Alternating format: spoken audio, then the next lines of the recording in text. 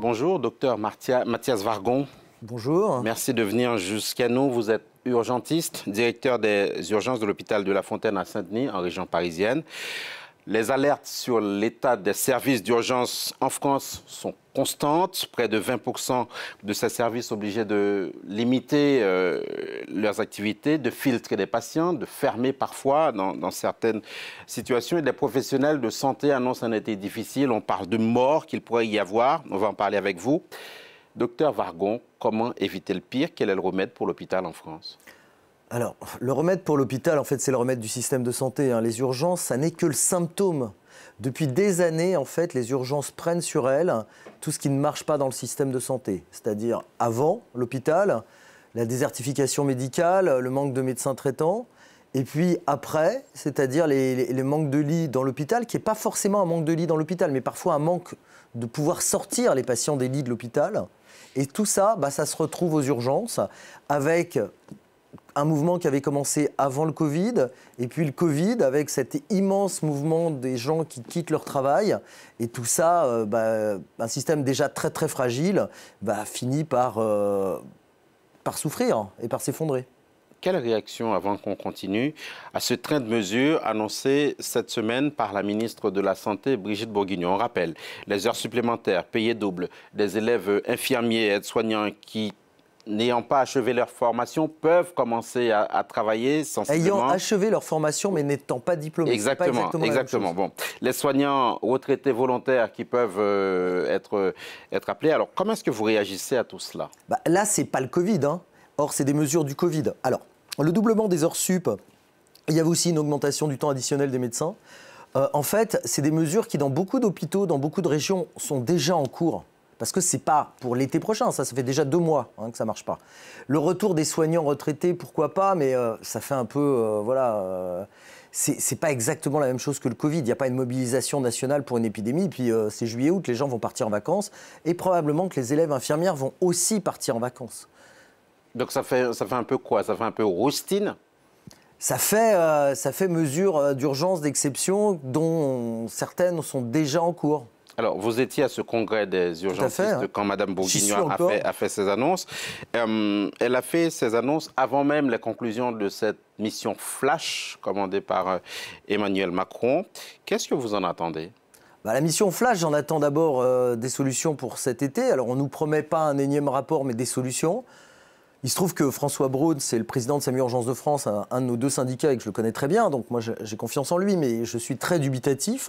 Et puis après, ce que j'attends, c'est qu'on finisse par dire « Ok, qu'est-ce qu'on fait maintenant ?» Tous les étés, on passe en serrant les fesses, tous les étés.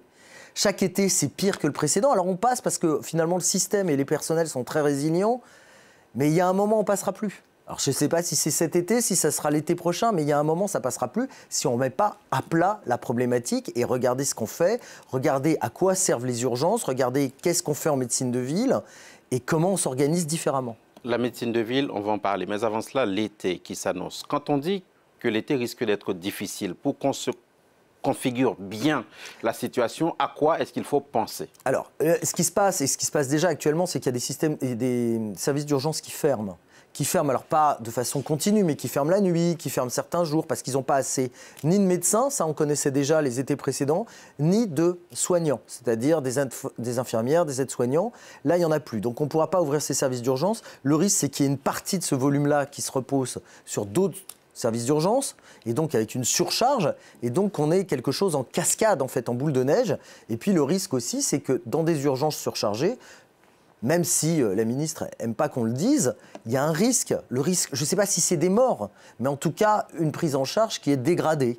Et moi, mon angoisse, c'est que finalement, s'il y a des accidents, en fait, on ne va pas s'adresser au directeur d'hôpitaux, on ne va pas s'adresser au ministre. On va dire, OK, c'est la faute de tel ou tel médecin, c'est la faute de telle ou telle infirmière. Et quand il y aura des procès, il y aura des départs. L'hôpital, la ville, la campagne, est-ce qu'il y a une différence de traitement? C'est-à-dire? La médecine de ville, par exemple, aujourd'hui en France, et on sait qu'elle est au cœur du système de santé, comment est-ce qu'aujourd'hui elle peut, par exemple, aider à pallier les manques D'abord, elle y pallie quand même, mais quand on écoute les médecins généralistes, ils disent tous qu'ils sont débordés. Donc s'ils sont débordés, ils ne peuvent pas y pallier. Le désert médical, quand on imagine le désert médical, on imagine un petit village au milieu de la campagne. Les plus gros déserts médicaux, c'est à Paris. Donc sauf qu'à Paris, il y a une structure hospitalière beaucoup plus dense qu'à la campagne. Donc c'est pour ça que les gens vont aux urgences. Mais même à la campagne, les gens vont aux urgences, sauf qu'elles sont plus loin de chez eux.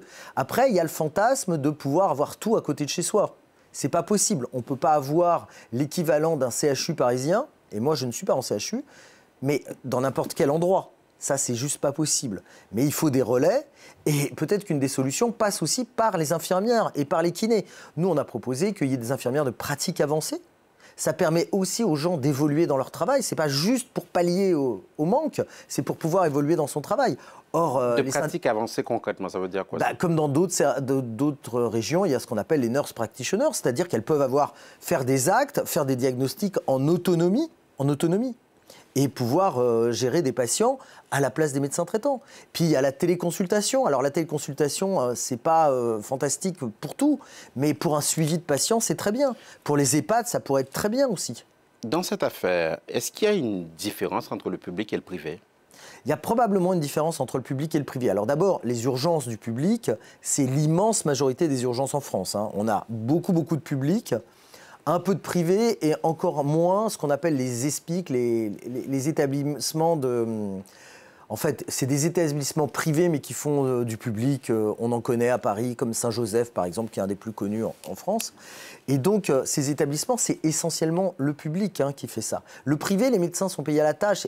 Mais probablement qu'il faut s'inspirer, le public doit s'inspirer à la fois du privé, de ces établissements privés participant au service public pour son efficience. Parce qu'en fait, on embauche des gens, on les embauche tellement mal et on les embauche tellement pas cher que finalement, qui on a? On a soit des gens qui ont la foi chevillée au corps, et on en a beaucoup, soit des gens qui se disent « Ok, je vais aller dans le public », mais... qui ne sont pas les plus efficaces. Docteur Vargon, puisque vous parlez d'argent, je tente la question. Est-ce que réparer ou soigner les urgences en France, c'est une affaire d'argent? C'est aussi une affaire d'argent, mais ce n'est pas qu'une affaire d'argent. C'est-à-dire que faire venir des gens, les faire rester, c'est de l'argent. Et selon les régions, ce n'est pas la même chose. Et puis, mais vous ne vous levez pas le matin parce que vous avez votre feuille de paye à la fin du mois. Ça marche quelques jours, quelques semaines, quelques mois, mais pas à vie. Si le travail vous use, si le travail ne vous épanouit pas, si vous avez des mauvaises conditions de travail, une mauvaise qualité de vie au travail, vous ne resterez pas. Et d'ailleurs, on le voit, mais pas que dans la santé. On voit les gens qui partent parce qu'ils ne supportent plus le travail, quitte à gagner moins. Pour qu'on se résume, des personnels dévoués, mais épuisés, résilients. Certains n'aiment pas trop ce mot, mais... Non, résilient, c'est vrai, mais jusqu'à un certain point. Exactement. S'ajoute à cela un manque de reconnaissance, parce qu'on a entendu des soignants se plaindre d'un manque de reconnaissance, donc beaucoup sont partis. Comment les faire revenir? On va peut-être s'arrêter à un cas spécifique, les personnels non vaccinés qui ont été obligés de partir ou éloignés du... Alors, personne ne les a obligés de partir, il suffisait de se vacciner. Alors, donc personne ne les a obligés de partir. Faire revenir ces personnels? Mais en fait, c'est un faux débat. Ce débat-là, c'est même pas un débat épidémiologique. C'est même pas un débat sur est-ce qu'il faut les faire revenir parce qu'on manque de mains. On estime qu'il y en a 15 000, dont on ne sait même pas combien il y a de soignants dedans, parce qu'il y a des secrétaires, il y a des ouvriers, il y a plein de gens dedans.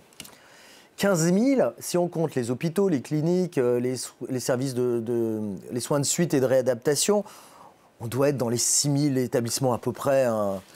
Ouais, voilà, on va faire... Donc ce n'est pas la grande masse des soignants. Et puis, le problème, c'est plutôt un problème à la fois de professionnalisme, de qu'est-ce que c'est qu'être soignant, et il y a quand même des devoirs, et les devoirs, c'est de se vacciner. Et qu'est-ce qu'on fait la prochaine fois? À la prochaine épidémie, on vaccine personne. La grippe, on vaccine personne. Est-ce que la mauvaise santé des urgences est un mal français, docteur Vargon? Est-ce qu'en Europe, il y a des modèles de meilleure gestion dont on pourrait s'inspirer? Oui, il y a probablement des modèles de meilleure gestion, mais il y a des modèles de civisme différents. En Angleterre, on a les mêmes problèmes, voire c'est pire, en fait. Il y a les pays du Nord, c'est un modèle qu'on essaye d'explorer, où les gens, finalement, ont une régulation avant de venir aux urgences. Et donc, ils appellent un service qui va les orienter vers la meilleure structure, qui n'est pas forcément celle des urgences. Aux Pays-Bas, et je ne veux pas dire de bêtises parce que je ne connais pas bien ça, mais je crois savoir qu'en fait, vous êtes orienté aux urgences par votre médecin traitant. Mais pour ça, il faut avoir un médecin traitant. Donc, il y a des modèles de régulation. La question du modèle de régulation, et c'est pas empêcher de faire venir les gens aux urgences, c'est proposer une solution. Quand la seule solution, c'est les urgences, finalement, c'est les urgences. Donc, il faut que la régulation, elle ait des propositions. Pour citer des collègues médecins à vous, la bobologie n'existe pas en urgence. Hein. Ça veut rien dire, la bobologie. Quand vous avez une otite, pour moi, médecin urgentiste, c'est de la bobologie. Mais pour la personne qui a une otite, c'est pas de la bobologie. Mais il faut pas venir aux urgences. Pourquoi? Parce que je suis nul en otite. Et si c'est pas une otite et s'il faut un suivi, eh ben demain vous revenez aux urgences pour votre suivi, vous n'allez pas me voir moi, vous allez voir un de mes collègues qui vous connaît pas, qui connaît pas bien votre dossier, ça a été vu rapidement. C'est pas de la bonne médecine. La médecine, la médecine de faible gravité, mot que je préfère à la bobologie, aux urgences, mais qui va nécessiter un suivi, c'est comme si vous alliez manger tous les jours chez McDo. Eh ben McDo, c'est bien quand vous vous nourrissez correctement. C'est pas grave, hein, vous pouvez y aller une fois, c'est rigolo, c'est sympa. Si vous vous nourrissez tous les jours en fast-food, c'est problématique. Eh ben, c'est problématique et c'est mauvais pour la santé. C'est la même chose, les urgences. Merci beaucoup. Mais je vous remercie. Docteur Mathias Vargon d'être venu jusqu'à nous, urgentiste, directeur des urgences de l'hôpital de La Fontaine à Saint-Denis. C'était l'invité de Paris Direct. Bonne journée à vous, bonne journée à tous.